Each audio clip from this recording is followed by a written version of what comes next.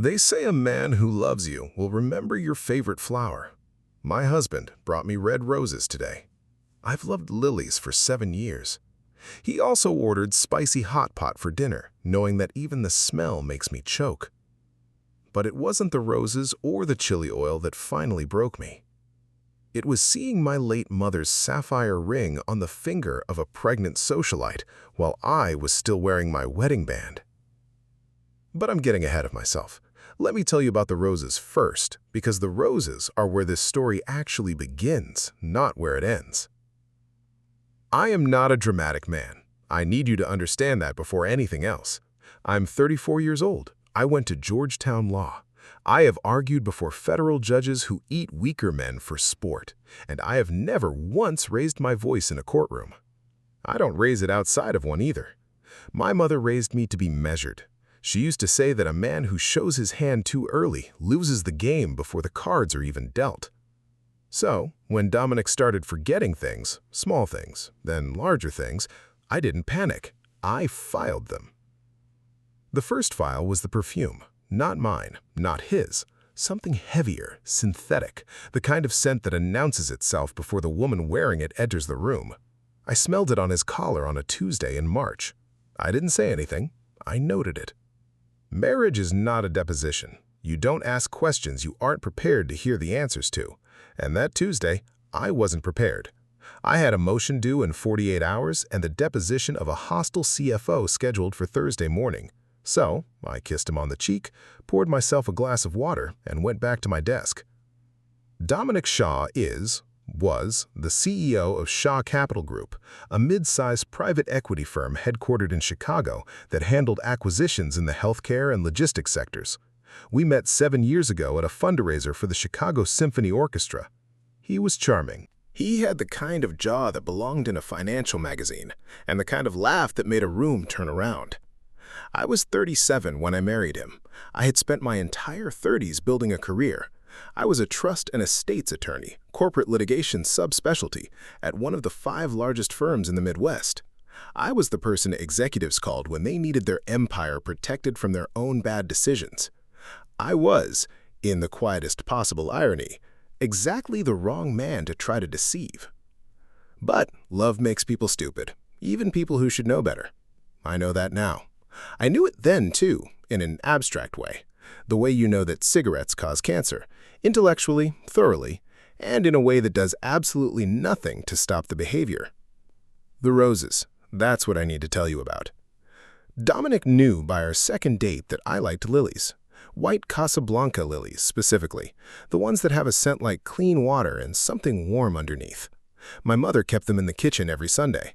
When she died 4 years ago, I started keeping them in the entryway of every apartment, every house I've lived in since. It was not a preference I hid. It was not a small detail buried in a conversation he might have missed. It was something I mentioned to him when he asked, something he had acknowledged, something he had acted on. For the first 3 years of our relationship, he brought home lilies. Then he started bringing roses. Twice in October, 3 times in November. Red roses, bought from the same grocery store florist that sold them pre-wrapped in plastic with a white tag that read "Romantic Arrangement" in a font that had never known romance.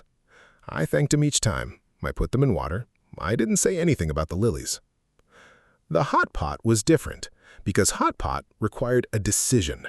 You don't accidentally order something that requires a full pot of simmering broth and a separate spicy oil portion delivered in a sealed container. You sit down, you open an app, you look at a menu, and you choose.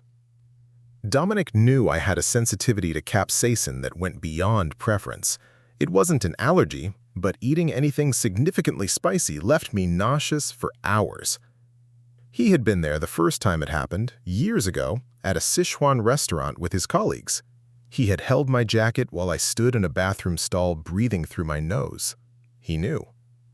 So, when the hot pot arrived on that Wednesday in April, Hunan Spice Kitchen, the order confirmed on his phone screen that I had no reason to be looking at, but did. I noted it. Filed it next to the perfume.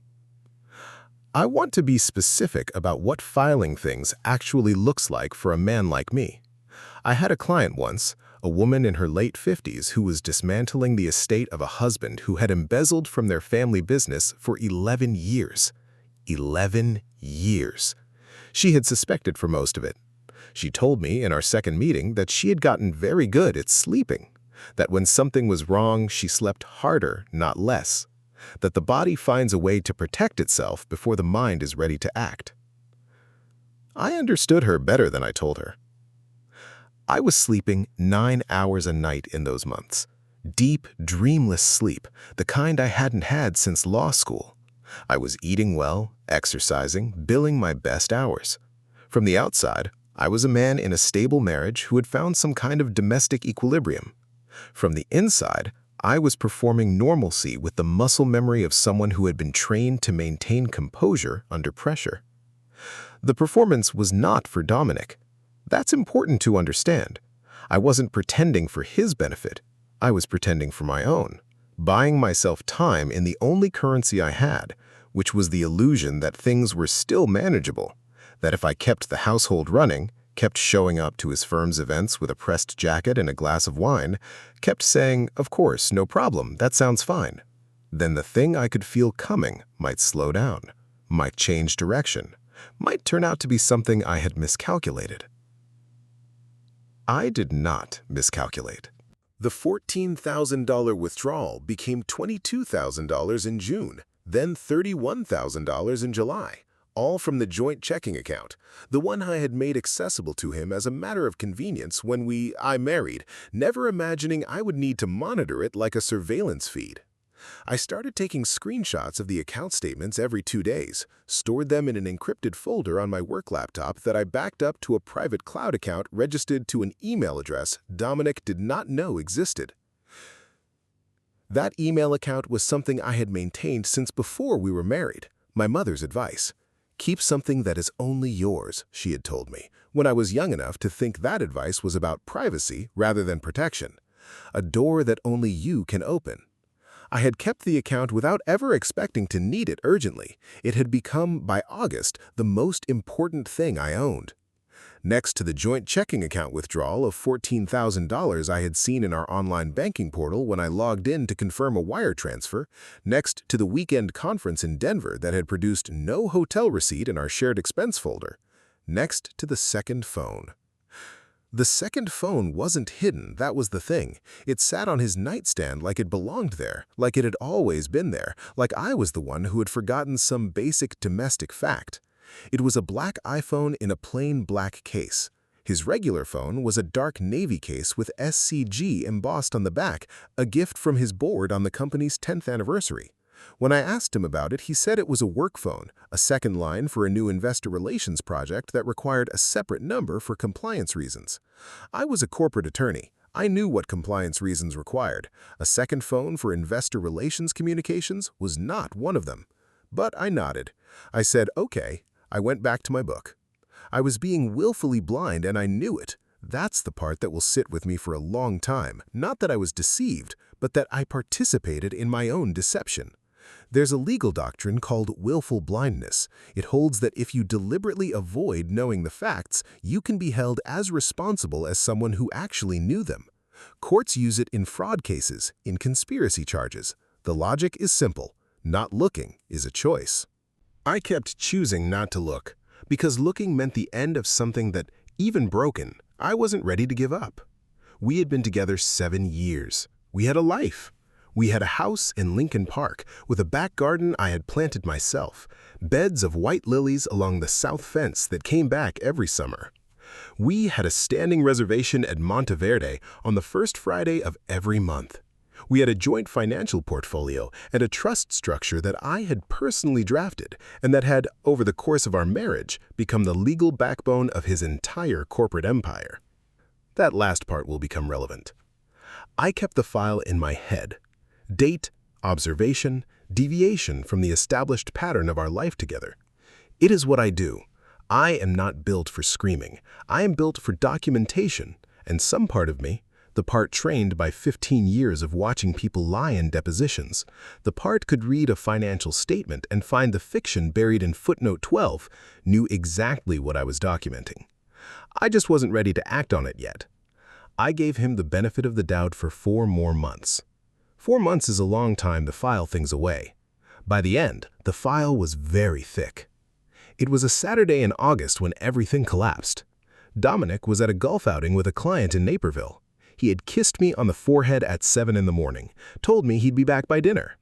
He had not said what he wanted for dinner. He had not brought home flowers the night before, roses or otherwise. I had a deposition brief to finish and no particular reason to move from my home office.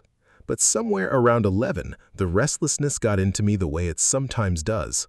Not anxiety exactly, more a physical need to be doing something with my hands. I had already reorganized my own desk twice. I ended up in his office. I wasn't looking for anything specific, that's the truth, and I'm aware of how that sounds. His office was a room I generally left alone because he was particular about it, the way people who are hiding things become particular about spaces. But he was gone until dinner, and I told myself I was just tidying. I found the ultrasound photo in the bottom drawer of his desk, behind a hanging file folder labeled Miscellaneous. It was a standard obstetric ultrasound, black and white, with a date printed in the corner, June 14th. The gestational marker in the corner read 16 weeks, 3 days. There was a name printed at the top of the form, not Dominic's name, a name I recognized, Vivian Holt.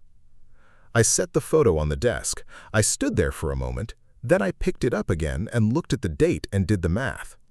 June 14th, 16 weeks and 3 days. That put conception somewhere in the second week of February. I thought about what had happened in February. Dominic had a business trip to New York that lasted 10 days instead of the planned 5. He had said there were complications with a portfolio company. He had come home tired and thin and had slept for most of the weekend he returned. I set the photo back exactly where I had found it. I closed the drawer.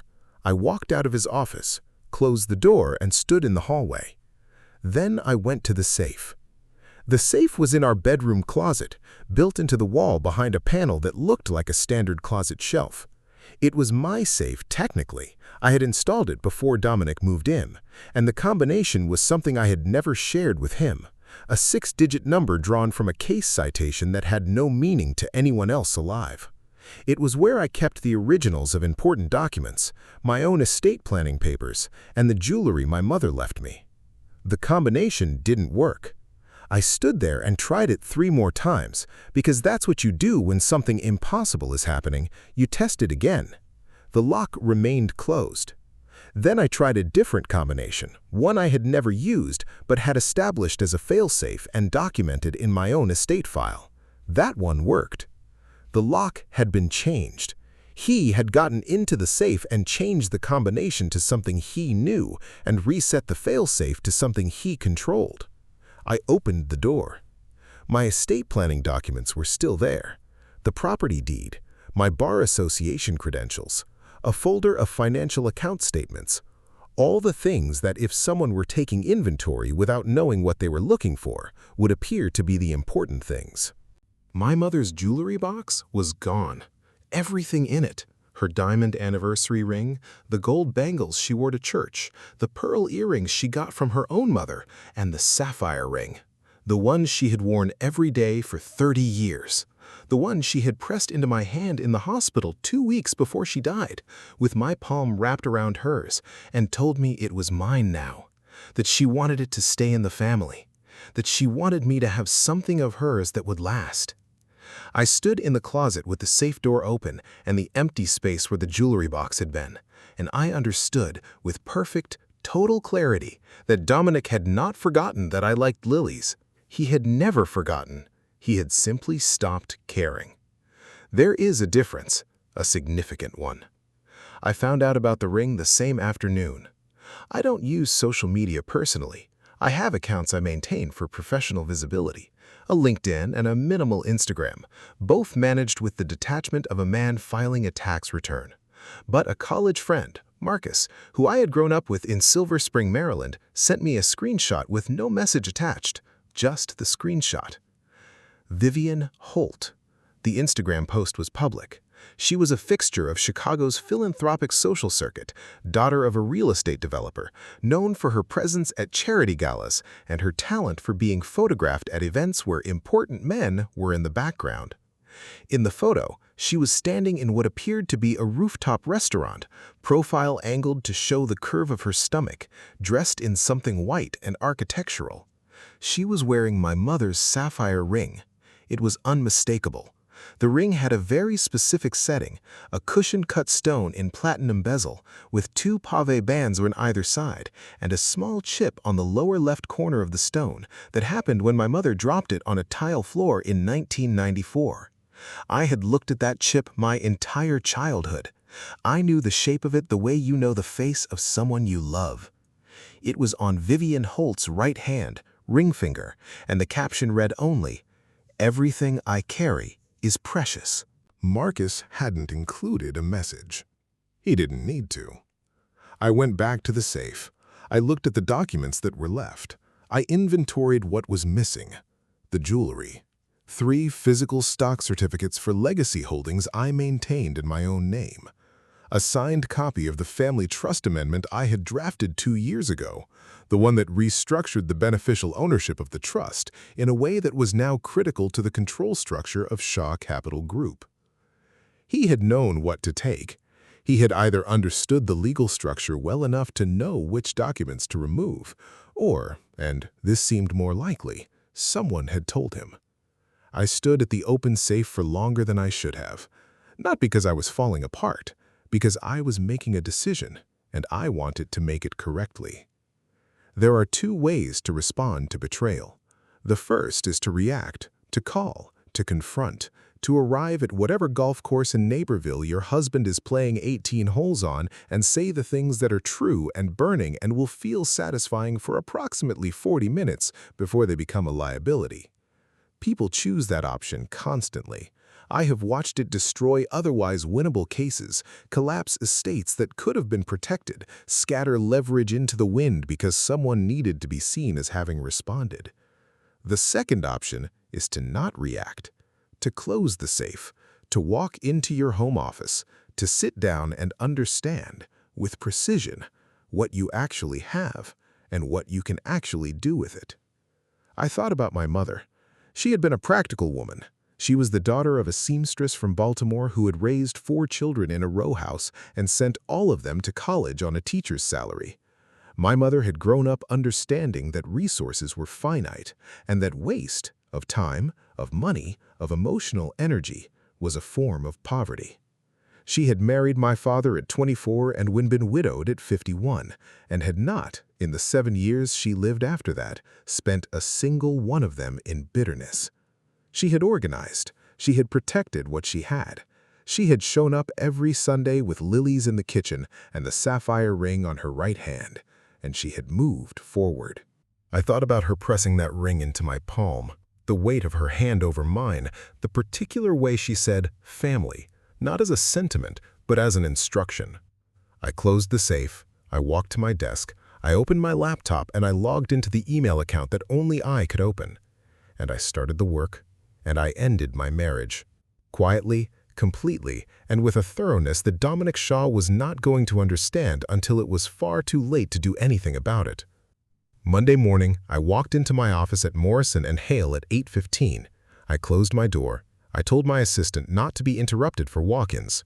I pulled up the Shaw Capital Group files I had kept from the beginning, the originals, the ones that predated our marriage and had served as the legal architecture for everything Dominic built after it. Here is something Dominic never fully understood about me, or perhaps never thought to care about. I didn't just marry him, I built his empire's legal foundation. When we met, Shaw Capital Group was a $23 million fund with a competent but legally thin structure. Over the course of our marriage, I had, in my capacity as his personal attorney before our law firm structure required me to recuse formal representation, drafted the family trust that held his controlling interest, designed the beneficial ownership tiers, and written the succession provisions that determined what happened to voting control if he became incapacitated, died, or, and this was the clause that was about to matter, committed a material breach of the trust's governing conditions. I had written that clause myself. I knew every word of it. I had never expected to use it. The trust was structured with a co-trustee provision. Dominic was the primary trustee. I was the successor co-trustee. In the event that a co-trustee petition was filed citing specific enumerated conditions, among them the unauthorized transfer of trust property and the fraudulent concealment of trust assets, I had the right to petition a court for emergency co-trustee appointment and an immediate freeze on trust distributions. The stock certificates he had taken from the safe were not technically trust property, but they didn't need to be. They were community property under Illinois law, and their removal without consent constituted conversion. When you combine that with the jewelry, my mother's jewelry, which had been designated as my separate property in our prenuptial agreement, you have the foundation for a very strong petition. I started drafting at 8:15. By 11, I had a preliminary memorandum. By 2 in the afternoon, I had called 2 colleagues at separate firms, people who owed me professional favors and were not affiliated with any entity Dominic could trace back to me, and set 2 separate legal strategies in motion simultaneously. One was the co-trustee petition. The other was a quiet, targeted audit of the trust's asset transfers over the past 18 months, filed through a separate tax attorney under a privilege structure that would take Dominic weeks to unravel, even if he knew to look. I called the jewelry store where my mother's ring had originally been purchased 32 years ago and requested a replacement certificate of authentication. They had their original records. I asked them to mail it to my office. I went home at 6:30. I ordered Thai food, something mild, from the place on Armitage that Dominic had never particularly liked. I sat at the kitchen table and ate it and read a brief I needed to review for a client who had nothing to do with any of this. Dominic came home at 8:30. He said he was sorry he was late. He kissed me on the temple. He smelled like the same perfume again, the heavy synthetic one, and underneath it something else, a restaurant, a specific one, heavy on butter and garlic. He poured himself a drink and asked me how my day had been. I told him it had been productive. Those evenings, in the weeks between finding the ultrasound and sending the dossier, had a quality I won't forget. Dominic and I moved through the house like 2 men who had agreed, without words, to maintain a fiction. He came home. I was there. We ate dinner. I cooked, because I had always cooked, because it was a habit, and habits are the last thing to go. We watched television sometimes. We went to bed and lay 6 inches apart in the dark, and both pretended that this was the natural distance between 2 people at rest. He didn't know what I knew, or rather, he didn't know how much of what he had done I had already seen. That's the thing about the kind of careful that Dominic practiced. It was careful enough for a less attentive person. It was not careful enough for me. There was one evening in particular, a Tuesday. He had come home later than expected, and I had made pasta, something simple, orecchiette with Italian sausage and arugula, and we ate at the kitchen island the way we used to in the early years of the marriage, sitting close enough that our elbows almost touched. He poured 2 glasses of wine. He asked me about a case I had mentioned the week before, a trust dispute for a client I could only describe in general terms. He listened. He made the right noises. He refilled my wine without being asked, the way he had when we were new together, and everything was still practiced and intentional. I looked at his profile while he was looking at his plate. I thought, you were good at this once. Not performing, actually good. There had been a version of him, years ago, that had been genuinely attentive in a way I had valued. I don't know when it ended, or whether it ended cleanly, or whether it eroded the way most things erode, gradually, then completely. It didn't change anything, but I noted it, the way I noted everything. Another entry in the file, the last one that had anything soft in it. After dinner, he went to his office. I heard the door close. I washed the dishes. I dried them and put them away. I poured the last of the wine down the sink. I didn't want it anymore. Then I went to my own desk and put in 2 more hours on the co-trustee petition. The texts from Vivian Holt began 2 days later. I hadn't given her my number. She found it somewhere, perhaps from Dominic's phone, perhaps through a mutual contact in the social circles they apparently shared. The first one arrived on a Wednesday afternoon while I was reviewing documents in my car between meetings. "Does he know you went through his office?" it read. I sat with that for a moment. Then I put my phone in my bag and walked into my meeting. The second text came that evening. "You should be focusing on what you're doing wrong instead of blaming him. Some men need more than one person can give them." The third one came the following morning. "I'm carrying his heir. You never could have given him that. That's just facts." I read each one, filed each one, screenshotted each one with timestamp metadata intact, and forwarded them to a folder I had labeled Exhibit B. I didn't respond to any of them. She kept going. By the end of the first week, there were 11 texts. Some were cruel in a straightforward way. Some were strategic. She mentioned the ring in 2 of them, told me Dominic had given it to her as a gift, told me she knew the combination to the safe, which meant Dominic had told her, which meant the violation wasn't spontaneous, it was planned. She was taunting me because she thought it was safe to taunt me. She thought she was watching a man who had no options slowly absorb the knowledge that his life was being replaced. She thought I was contained.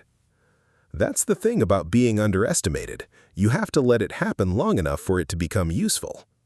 On the 9th day, I received a package from a private investigator I had retained the previous week, a woman named Patricia Osei, who worked out of a firm in the West Loop and who I had referred clients to 3 times over the years. She was thorough and discreet, and she had not asked me why I needed the information, only what I needed and when. What I received in that package was not surprising to me. I had suspected most of it, but having documentation is different from suspecting. Vivian Holt had been born Vivian Polzer in Columbus, Ohio. Her father was not, as her public biography claimed, a commercial real estate developer. He was a retired electrician. The family foundation she claimed to have inherited her philanthropic interests from did not exist in any nonprofit registry. The trust fund she referenced in multiple interviews was untraceable. Her social registration, the mechanism through which she had gained access to Chicago's high society charitable circuit, appeared to have been facilitated by a man whose name meant nothing to me personally, but whom Patricia identified as a financier with 2 pending securities fraud complaints in New York State Court. And then there was the matter of paternity. Patricia did not obtain a medical record. She obtained something more useful, a timeline. Vivian Holt had been photographed, documented, and publicly placed via social media, event photography, and hotel records Patricia had obtained through lawful means in the company of a man who was not Dominique Shaw on at least 7 occasions during a 2-month window that precisely bracketed the probable conception date. The man's name was Carter Webb. He was a hedge fund manager based in New York. He was also, according to Patricia's research, in ongoing private communication with Vivian Holt, communication that predated her relationship with Dominique by at least 8 months and had never stopped.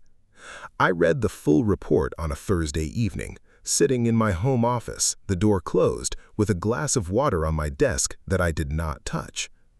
Then I started writing. Let me be honest about this part. I could have let the legal process handle everything.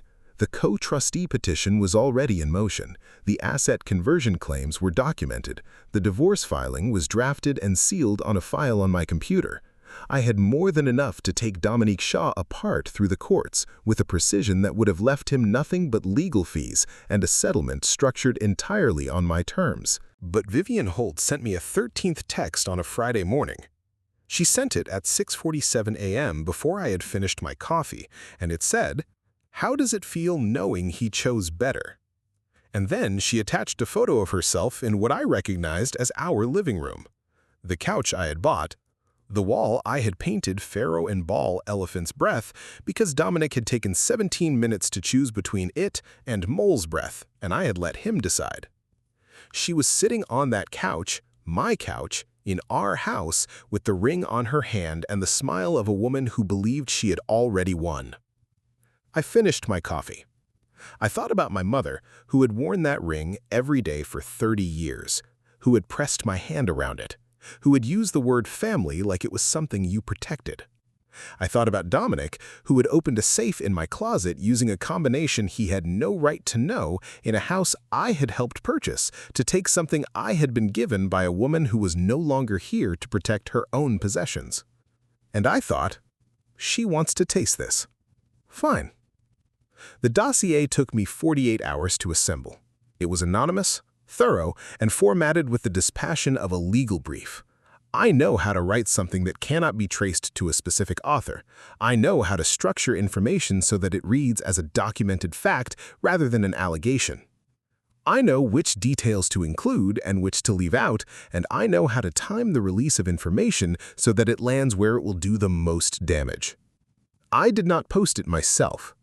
I sent it, through a series of intermediary steps that I will not detail here, to 3 specific recipients: a financial journalist at the Chicago Tribune who covered corporate accountability, a gossip-focused blog with 2 million monthly readers that specialized in the Chicago and New York social scenes, and an anonymous tip line maintained by a national entertainment news outlet that had a history of breaking stories about wealthy families. The dossier contained 2 sections. 1 documented Vivian Holt's fabricated biography with specificity and evidence: the real name, the real hometown, the real family background, the fictional foundation, the unverifiable trust fund, and the documented relationship with the financier who had facilitated her social ascent, whose own legal troubles were public record and simply had not been connected to her name before. Section 2 was more targeted. It presented the timeline Patricia Osai had constructed: hotel records, event photography, documented communications, and the testimony of at least one individual who had agreed to provide a written statement, establishing that the probable father of Vivian Holt's child was not Dominic Shaw. It did not make that claim directly. It presented the facts and let them do their work. I sent the dossier on a Sunday evening. Shaw Capital Group's quarterly investor call was scheduled for Monday morning at 10 a.m. Dominic had been preparing for it all weekend. By 8:15 on Monday morning, the blog had published. By 9, the Tribune journalist had filed a news brief, and by 9:45, the national outlet had picked it up, and the story was being shared across every financial and social platform that touched Dominic's world. By 10 a.m., when Dominic was supposed to be opening an investor call with 37 LPs and 3 institutional co-investors, his name was trending on X alongside Vivian Holt's and the phrase paternity fraud. I know what the call looked like because someone on that call told someone else, and the information traveled the way all information travels, quickly and without mercy. Dominic had been 3 sentences into his opening remarks when his communications director walked into the conference room and put a phone on the table in front of him. He saw the story. He stopped talking. He stood up. He left his own investor call. There is one more thing I need to tell you before I tell you about the Lily. I went to see Vivian Holt on Sunday morning, 12 hours before I sent the dossier. I had called her attorney, she had one, a family law practitioner in River North whose name I had obtained from Patricia's research, and made an appointment under a name that was not mine, but was a perfectly legitimate professional pseudonym. I told the attorney I represented a party with an interest in resolving a matter involving community property held by one of his clients. That was true. I arrived at his office at 10 a.m. with a folder and 2 colleagues I had briefed the day before. Vivian was there. She had not been told who she was meeting. When I walked in, she went still in the way that people go still when something has gone wrong, and their body understands it before their mind does.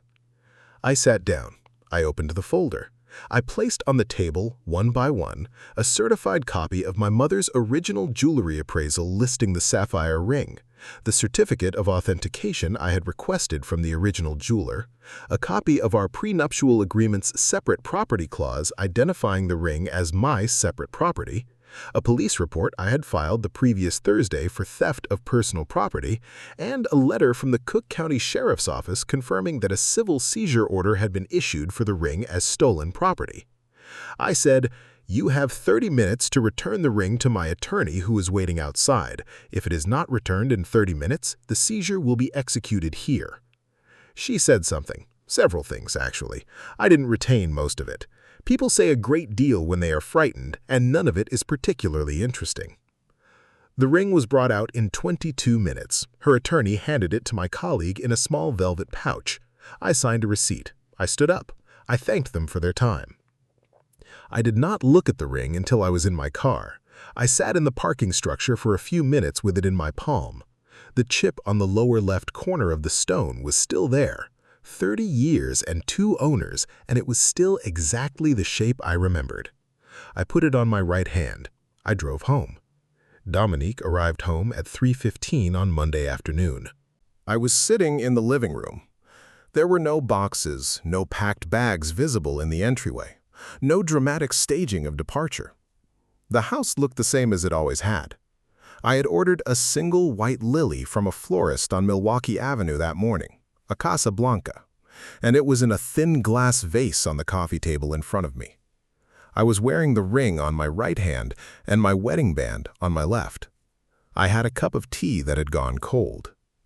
He looked terrible. He had the specific appearance of a man who had aged several years in several hours, the kind of exhaustion that comes not from physical effort, but from the moment when the version of events you have been managing collapses and you understand clearly that you have lost the thread. He said my name, Elliot. I looked at him. He sat down across from me. He started talking. I let him. It's important in these situations to let the other side exhaust their narrative before you respond. He was sorry. He had made mistakes. He hadn't meant for it to go this far. He didn't know about the ring, which was a lie, and we both knew it, but I let it land. He was scared, he said. He was scared of what he had become, and he thought he could fix it, and he was asking for a chance. He had been talking for about 9 minutes when he looked at my right hand. He went quiet. "Where did you—" he started. "I picked it up yesterday," I said. He looked at the ring. He looked at the lily on the table. He looked at my face, and I think that's when it actually reached him. Not the scandal, not the investor call, not the trending story, but the particular quality of stillness I was sitting with. He had lived with me for 7 years. He knew what it meant when I was this quiet. "Elliot?" he said again. His voice had changed. I set my tea down. I reached under the table and picked up the folder that had been sitting on the seat beside me since 1 o'clock. "The co-trustee petition was filed on September 4th, I said. Emergency appointment was granted by Judge Holloway on September 6th based on documented unauthorized transfer of trust-designated assets and concealment of community property. As of this morning, I hold co-trustee authority over the Shaw Capital Group Family Trust, which controls 53% of the voting shares in Shaw Capital Group. All trust distributions are frozen pending a full accounting." He stared at me. "You can't," he started. "I wrote the trust," I said. "I wrote every clause of it, including that one." The clause he hadn't read carefully enough. The clause that his lawyers, when he had inevitably gone to them in the hours after the investor call fell apart, had probably told him was there, but that he had not understood the full weight of, because understanding it required knowing not just the words, but the intent behind them, and the intent had been mine. He stood up. He sat back down. He put his hands over his face. I waited. "The company will tank," he said from behind his hands. "The LPs will trigger their redemption rights. It'll unwind everything." "I know," I said. "Then why?" "Because it was mine to unwind." He dropped his hands. He looked at me. I don't know what he was looking for. Some crack in it, maybe? Some evidence that the 7 years still meant enough to stop what was already in motion. I stood up. I picked up the lily by its stem, not dramatically, just because I wanted to hold it. I placed the divorce filing on the coffee table where my tea had been. The petition and the divorce filing are separate proceedings. The co-trustee status protects the trust assets independent of the marital settlement. Your attorneys will figure out the rest. I've structured it so that a negotiated settlement is possible if you don't contest. It's faster that way and cleaner. I'd recommend it. He picked up the filing. He looked at the first page. He put it back down. "We could have talked," he said. I thought about the perfume, the roses, the hot pot arriving in a sealed container while I sat across the kitchen from him and said nothing. The safe that he had broken into while I slept, or while I worked, or while I was simply elsewhere, gone through with the combination someone had helped him change. My mother's ring on a stranger's hand. 11 texts building to a photograph of a woman sitting on my couch. "We could have," I said, "but you brought me roses." He didn't understand that. That was fine. I understood it, which was the only thing that mattered anymore. I picked up my bag from the chair by the door. I had arranged to stay with Marcus for the next 2 weeks while the house was handled by my attorney. I didn't need to take much. Most of what I cared about fit in one bag, and the ring was already on my hand. I stopped at the door. "The lilies along the south fence," I said. "They'll come back next spring. You should leave them."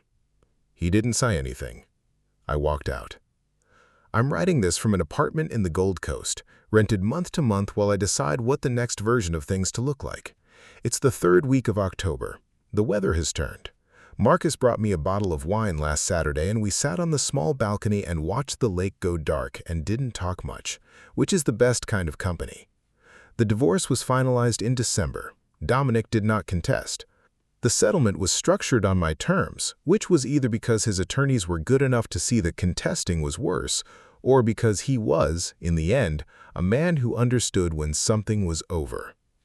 The co-trustee proceeding took longer, but it resolved in February with a supervised accounting and a restructuring of the trust's management provisions. Shaw Capital Group survived, technically. Smaller. Changed. Whether Dominic survives it as a CEO is not something I track anymore. Vivian Holt's story had a private resolution that the public record doesn't fully reflect. Carter Webb, when the story broke, retained his own attorneys and made certain statements that clarified the question of paternity in a way that was legally binding. She moved back to Columbus in January. I don't think about her often. My mother's ring is on my right hand. It fits the same as it always did. The chip on the stone catches light in certain conditions, late afternoon mostly, when the sun comes in low and everything is a little golden and a little sharp at the same time. I keep a vase by the kitchen window, white lilies when they're in season, Casablancas specifically, the ones that smell like clean water and something warm underneath. My mother used to say that a man's character is not what he shows you on purpose, it's what he forgets to hide. Dominic thought he was hiding things from me, but what he was really doing all those months was showing me exactly who he was, in every rose, every hot pot container, every text he did not know I was keeping. I saw it, I filed it, I acted on it. That is what it means to finally look. The end.